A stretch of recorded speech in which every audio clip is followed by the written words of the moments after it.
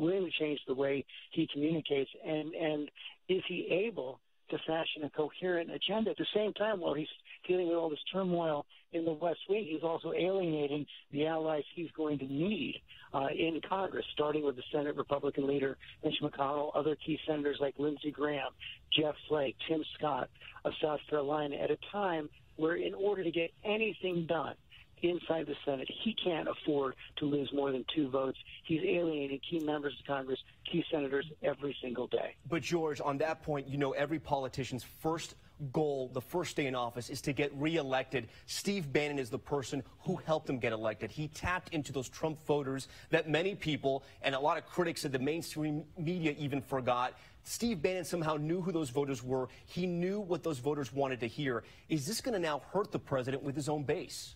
No question. I mean, you're right about the influence that Steve Bannon had, even though the president chafed at the idea that this was Steve Bannon, not President Trump himself, who was making this appeal.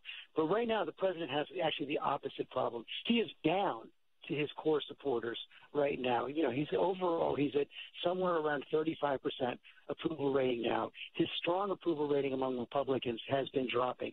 He's holding on to that very hardcore populist base that Steve Bannon identified. But in order to be a successful president, he's got to start figuring out how to reach out beyond that base, how to reach out to regular rank-and-file Republicans, how to reach out to independents and Democrats, how to secure majorities in the Congress.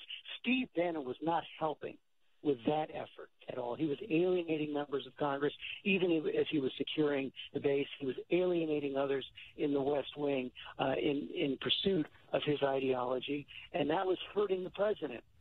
Chief Anchor George Stephanopoulos. George, thank you. I want to go to Matt Dowd right now, someone else who has advised presidents in the White House and on the campaign trail. Matt, if you had to advise President Trump right now, with his chief strategist now gone, what would you tell him?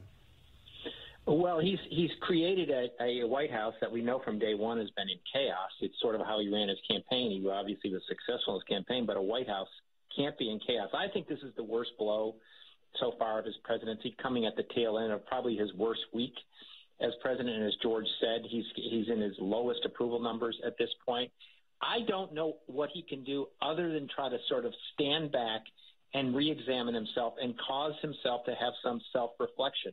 The problem ultimately for President Trump isn't Steve Bannon, wasn't Anthony Scaramucci, wasn't Mike Flynn. We forgot that Mike Flynn and this FBI director, long before these recent firings, they were fired.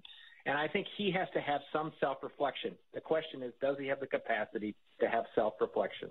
Matt Dowd for us. Matt, thanks so much. So again, we're following breaking news out of the White House. If you're just tuning in, Chief Strategist Steve Bannon, one of the men who helped President Trump win the election, has resigned. According to ABC News, we've learned he resigned 2 weeks ago. This resignation was effective on Monday. We're going to stay on top of this story throughout the afternoon. We'll have a full update on World News Tonight with David Muir. We now return to our scheduled programming. This has been a special report from ABC News.